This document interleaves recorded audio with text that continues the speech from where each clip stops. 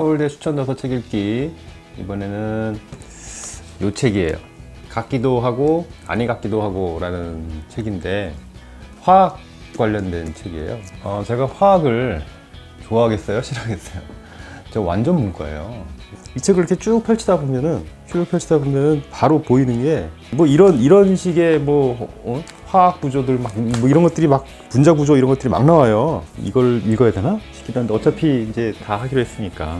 화학에 대해서 기존에 갖고 있던 생각이 일단은 첫 번째는 그냥 어려운 거, 그냥 싫다는 얘기죠. 싫어, 그냥 싫어.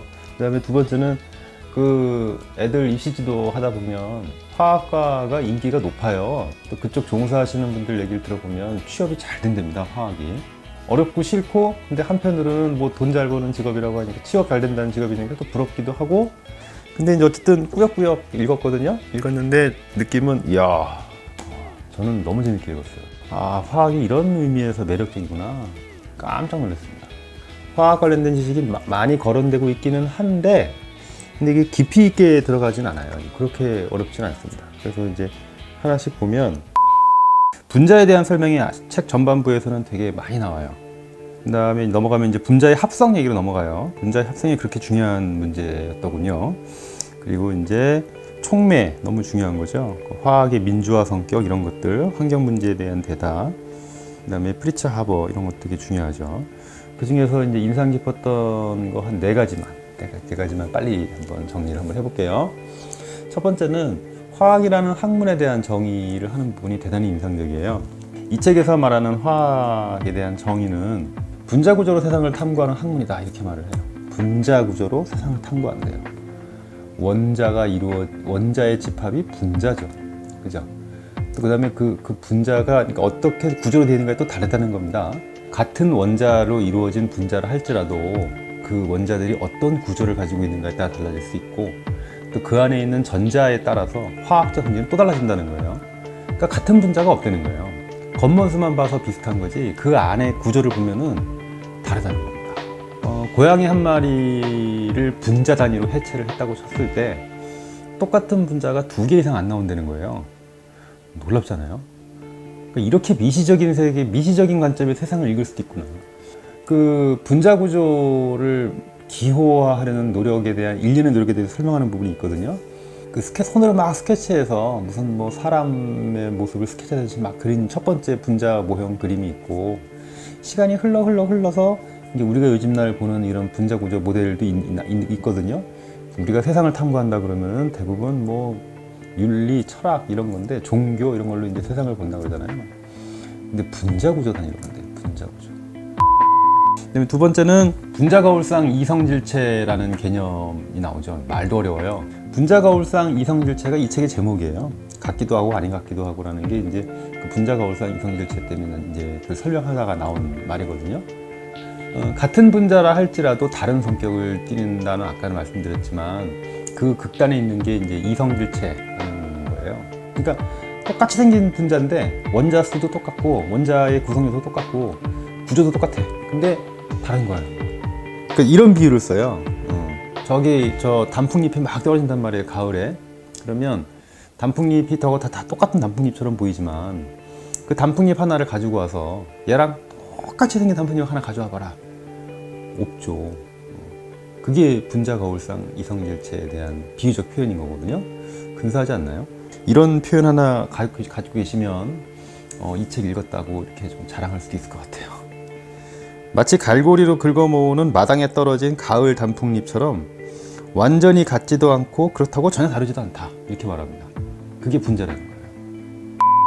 그 다음에 세 번째는 프린츠 하버라는 화학자의 이야기인데, 이분이 독일의 화학자거든요. 근데 이제 화학이 인류에게 미친 축복과도 같은 은혜가 있어요. 먹거리를 해결해 준 거예요, 화학이. 20세기 들어서 인구가 엄청나게 늘어났잖아요. 근데 농업 생산량이 거기에 따라서 같이 올라가줬기 때문에 이제 우리가 이렇게 먹을 걱정하지 않고 풍요로운 생을 보내고 있는 거거든요. 비료를 만드는데 주 재료가 암모니아예요. 근데 그 암모니아를 최초로 대량 생산할 수 있는 분자식을 개발한 분이 프린츠 하버입니다. 지구 전체의 식량난을 해결한 거잖아요. 어마어마한 거죠. 근데 이분이 또 어떤 문제가 있냐면 나치랑 있으면서 독가스를 또 만든 거예요. 그걸로 이제 화학전이 벌어지게 됐고 수많은 사람들이 고통스럽게 죽어갔죠. 프린츠 하버라는 사람이 일대기를 보면 화학이 인간에게 미치는 긍정적인 영향과 부정적인 영향을 아주 드라마틱하게 한 사람이 일생을 통해서 알 수 있는데 그 설명이 대단히 재미있게 흥미롭게 기술되어 있습니다. 그 다음에 마지막으로 사실 제가 제일 인상적인 부분이 이거거든요. 이 부분인데 아름다움은 분명히 대칭과 비대칭이 서로 겨루고 있는 그 경계에서 이루어진다는 거예요. 아름다움은 대칭과 비대칭이 겨루고 있는 경계에서 이루어진다 이런 말을 해요.